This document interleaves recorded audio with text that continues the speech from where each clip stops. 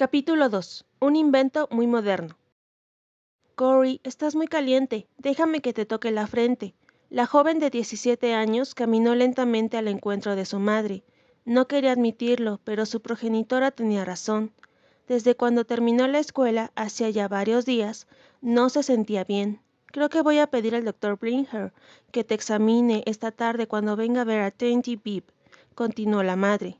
Corey asintió. Dainty Beep padecía tuberculosis, y aunque médicamente no se podía hacer nada más por ella, el doctor procuraba visitarla una vez por semana. Las campanadas de las 2 de la tarde que sonaron en el gran reloj del pasillo coincidieron con la llegada del Dr. Blinger. Este se apresuró a subir las escaleras de caracol que conducían al tercer piso, donde tosía acostada Dainty Beep. Cuando acabó, la madre le pidió que examinara a Corey. La joven se sentó en la cama en tanto el médico le palpaba la espalda, golpeando ligeramente sobre sus dedos cada pocos centímetros. A continuación, la auscultó con el estetoscopio y repitió los ligeros golpes en la espalda.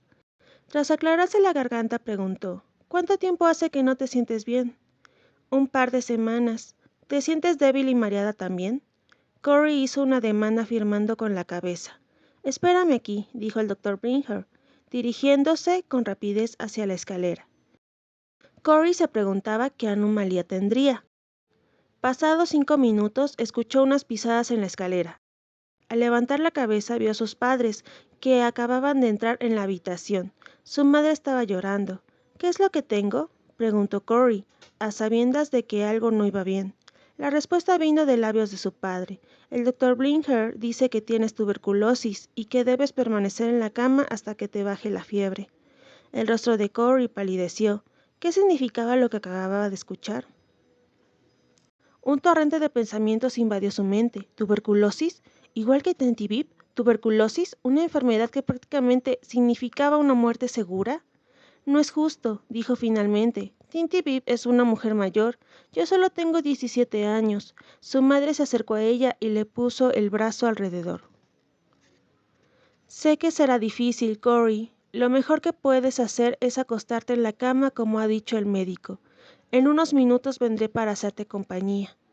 Corey no se sentía tan mal como para estar en la cama, pero necesitaba tiempo para pensar, de manera que retiró la colcha hacia atrás y se metió dentro.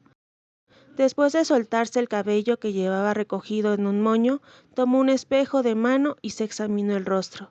Su semblante no parecía el de una persona gravemente enferma. Sus ojos azules estaban un poco enrojecidos, al igual que su cara, pero no tenía la apariencia de una enferma mortal. Al menos, de momento, se dijo a sí misma al tiempo que reposaba la cabeza sobre la almohada. Aquella tarde estival de 1909. Corey trató de recordar todo lo que había escuchado sobre la fatídica enfermedad. Dainty Beep era una de las 3 hermanas de su madre que vivía con ellos en la casa, que todos conocían como Beige. Su tía llevaba un año enferma de tuberculosis. Era un tema del que no se hablaba demasiado, pero su madre le había comentado que Dainty Beep moriría por causa de dicha enfermedad. Era el final inequívoco que esperaba a cuantos contraían la enfermedad. Algunos ricos iban a sanatorios y el aire fresco que respiraban en el exterior les ayudaba algo, pero por lo que Corey sabía, la tuberculosis era una enfermedad larga e incurable. Los días se sucedían, su estado era estacionario. El doctor había dado instrucciones claras de que no abandonara la cama hasta que desapareciera la fiebre. Desdichadamente para ella, eso era algo que no ocurría, de ahí que no pudiera levantarse y hacer vida normal. A pesar de que su dormitorio estaba en el tercer piso, tan solo tenía que mirar a su reloj de pulsera para saber con precisión lo que estaba sucediendo en la casa. Su familia era tan puntual como los relojes que Casper Ten Boom, su padre, arreglaba. A las 8:15 en punto de la mañana, Casper bajaba las escaleras e iba al comedor, donde le esperaban 2 rebanadas de pan, una de harina integral, la otra de harina blanca, y una taza de café. A las 8:30, una vez terminado el desayuno, tomaba de la estantería una gran Biblia de cuero negro y leía un capítulo en voz alta. A continuación dirigía a la familia en la oración matutina, la cual invariablemente concluía con una oración especial de bendición a favor de Wilhelmina, quien era reina de los Países Bajos. Todos los que vivían en la casa, a excepción de quienes estuvieran enfermos, tenían que estar presentes en la lectura de la Biblia y la oración matutina. Después del desayuno y el devocional, el padre comenzaba su jornada de trabajo en la relojería. Simultáneamente, la madre y otra de sus tías, Tanty Jane, daban inicio a los labores del hogar. Cuando esto sucedía, Tanty James, la otra hermana de su madre que vivía con ellos, solía tener que ir a algún sitio importante. Las campanas del mediodía de la iglesia de San Babo coincidían con el momento en que se servía el almuerzo en la enorme mesa ovalada del comedor. Una vez más todos estaban presentes y con frecuencia Casperton Boom invitaba a alguno de sus clientes a comer. La cena se servía a las 6 en punto de la tarde y a modo de colofón, el señor Boom leía un nuevo capítulo de la Biblia a las 9:15 de la noche. 15 minutos más tarde subía a la escalera para retirarse a dormir. Antes, no obstante, se detenía en la habitación de Corey, oraba por ella y se despedía con un beso. Era una rutina que llevaba a cabo desde que ella tenía uso de razón. Durante las 2 primeras semanas de convalecencia, Corey recibía muchas visitas. Acababa de terminar la escuela secundaria y muchos de sus compañeros venían para contarle sus planes. Varias de las muchachas se iban a dedicar a cuidar niños y 2 de los muchachos marcharían a Leiden para prepararse como pastores en la iglesia holandesa reformada. Corey les dijo todo lo que recordaba sobre Leiden, a donde había ido hacía 2 años a visitar a su hermano mayor, Willem, quien también estudiaba para ser pastor. Su hermana Nolly, 2 años mayor que ella, estudiaba para maestra. Cada noche venía a su habitación para contarle las anécdotas chistosas que le habían ocurrido aquel día con los niños. Betsy, su otra hermana, también la visitaba a menudo. Esta era 7 años mayor y nunca había gozado de buena salud. Desde pequeña padecía una anomalía sanguínea que hacía que se fatigara con facilidad. A veces, después de subir las escaleras para visitarla, Corey pensaba que Betsy tenía aspecto de estar más enferma que ella misma. Su madre venía a la habitación varias veces al día y no era extraño verla sentada a los pies de la cama haciendo sus labores de bordado y poniendo a su hija al corriente de lo que sucedía en la casa. A pesar de las numerosas visitas, Corey pasaba muchas horas sola y llegó a familiarizarse con cada sonido de la pequeña casa.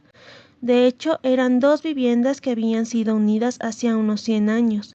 Mucho antes que su abuelo se mudara a vivir en ella y abriera la relojería en la parte delantera de la casita, en Batterhory-Straat, en pleno corazón de Harlem.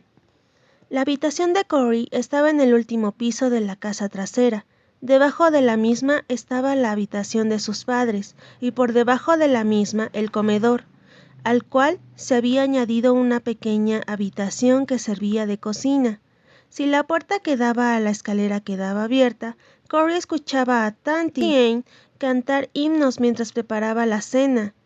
La casa delantera era algo más espaciosa y tenía 4 habitaciones pequeñas. En el piso más alto, una de ellas, el dormitorio de Tanty Beeb. Tenía una sola ventana. Las otras 3 no tenían ninguna debido a la pronunciada inclinación del tejado. En el piso que estaba debajo de estas habitaciones se encontraba el dormitorio de Tanty James. A Corey le entraba pavor cuando oía sus pisadas en la escalera. Tanty James era la última de las hermanas de su madre que había llegado de visita para nunca más marcharse. Había estado casada con un pastor, pero este murió joven y la viuda pasaba su vida preocupándose por su propia muerte. Ella era la encargada de ver que los niños de la familia Ten Boom se abrigaran convenientemente, a fin de evitar que contrajeran un resfriado mortal. Asimismo, los obligaba a tomar sus horrendos brebajes cuando se ponían enfermos. Apenas ayudaba en las tareas del hogar, empleando la mayor parte del tiempo en escribir panfletos sobre cómo evitar el infierno o visitando a holandeses ricos para pedirles dinero para alguna de las múltiples causas en las que estaba involucrada. Cuando visitaba a Corey, no cesaba de hablar acerca de cómo prepararse para la muerte, asustando a aquella aún más. La visita que más disfrutaba era la de su hermano Willem, quien venía algunos fines de semana y le traía varios libros. Willem mostraba un gran interés por lo que acontecía en el mundo y guardaba recortes de noticias del diario para leérselos a Corey. Fue así como se enteró de que el estadounidense Robert Peary había logrado alcanzar el Polo Norte y que el zar Nicolás de Rusia estaba haciendo sufrir muchas calamidades a los judíos que vivían allá. La noche era, no obstante, el momento más difícil para ella. Todos dormían y el único ruido era el de los relojes. Era entonces cuando Corey pensaba en por qué Dios permitía que se estuviese muriendo. Por más que lo intentaba, no encontraba respuesta alguna.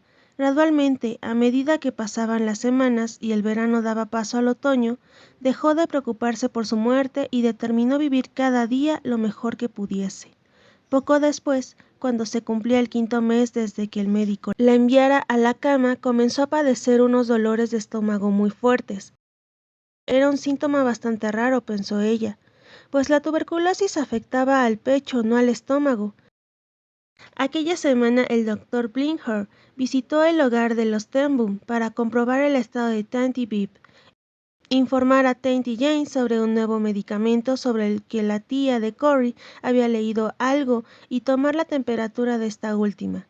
Al quitarle el termómetro de la boca y leerlo al trasluz, el médico frunció el ceño. «Corey, ¿te ha subido la fiebre? ¿Te sientes bien?», inquirió amablemente. «No sé si tendrá algo que ver con la fiebre, doctor, pero me duele mucho aquí», contestó ella, llevándose la mano al estómago.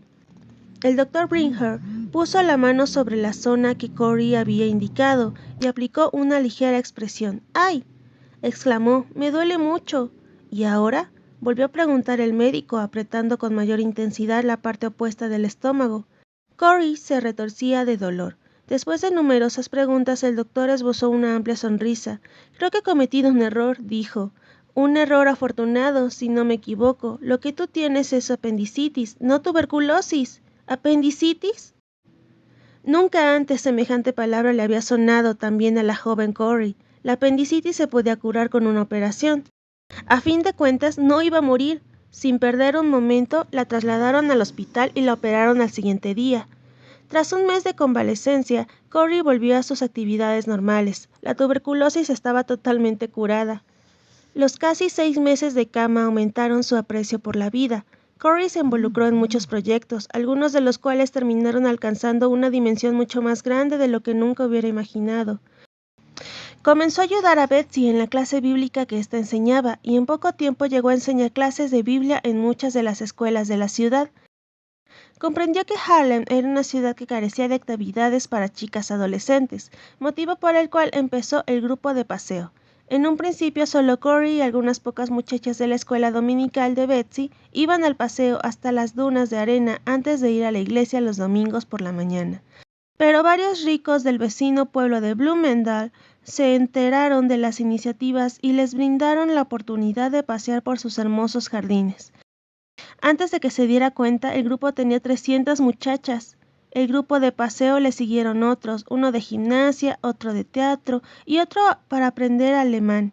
En poco tiempo, habían al menos un grupo que se reunía cada día de la semana.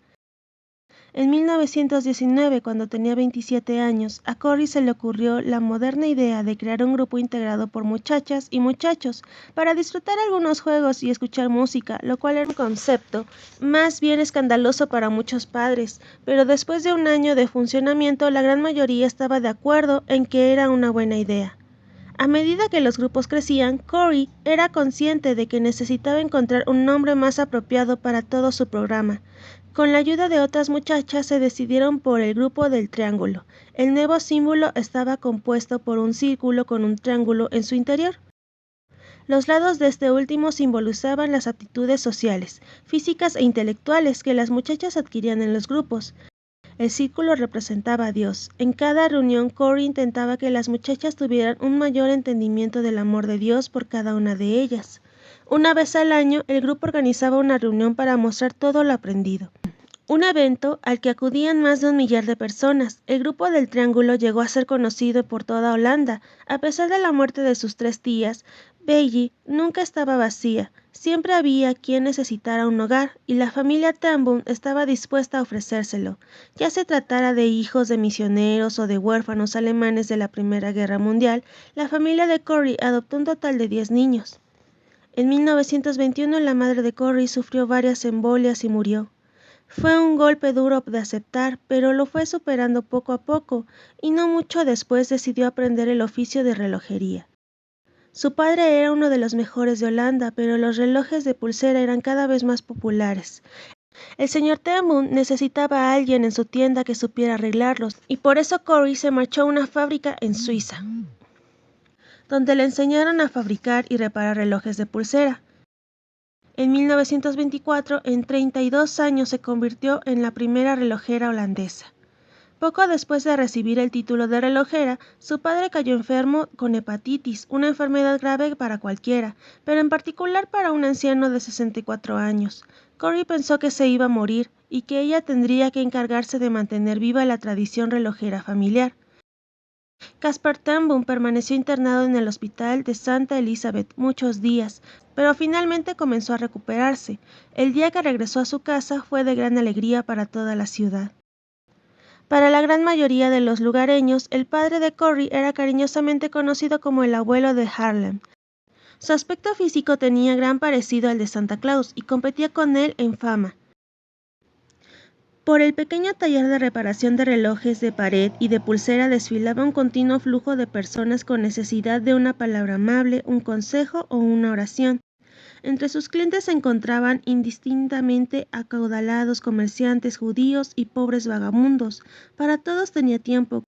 Con motivo de su vuelta a casa del hospital, muchos de los comerciantes que tenían sus tiendas cerca de Beige, floristas, banqueros y hasta los policías de la comisaría, que hacía esquina con Smedestrat, y los barrenderos juntaron el dinero necesario para obsequiar al viejo y querido relojero un regalo muy moderno, un radio. Corey dispuso un lugar en la mesita que estaba debajo de la ventana, y cuando William llegó a casa depositó la carcasa de madera reluciente sobre la mesa. El aparato de radio parecía incluso más grande en la pequeña sala de Beige que en el catálogo de pedidos. Hasta el propio Caspar Ten Boom se incorporó de la silla y se acercó cojeando a contemplar aquella maravilla de la tecnología moderna. Pasó la mano sobre la pulcra superficie y exclamó con una chispa de deleite en sus brillantes ojos azules: «¡Es precioso!». «¿Te imaginas?», dijo Betsy. «Podremos escuchar conciertos de toda Europa. Yo ya tengo planes para toda la semana».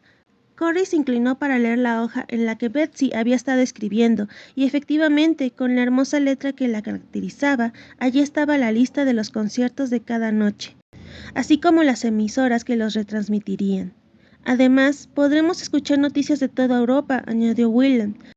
Desde temprana edad, Caspar Ten Boom había insistido en que sus 4 vástagos hablaran alemán e inglés, además de holandés, decisión que estuvo basada en la posición geográfica de Holanda, emparedada a lo largo de la costa europea entre Alemania al este y Bélgica al sur, y a unos cientos de kilómetros al noreste, al otro lado del Mar del Norte, estaban las Islas Británicas. Ahora no solo podrían escuchar la música maravillosa, sino también las noticias que llegaran de Gran Bretaña y Alemania. La música de Brahms y Beethoven salía del altavoz con forma de concha marina. Amigos y vecinos venían para contemplar tan maravilloso aparato. Vez tras vez, Corey oía a su padre repetir: «Imagínate, hay una orquesta entera ahí adentro. ¡Y qué bien suena!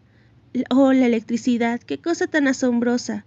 Primero tuvimos luz con solo apretar un interruptor y ahora poseemos aparatos de radio que transmiten música del mismo aire».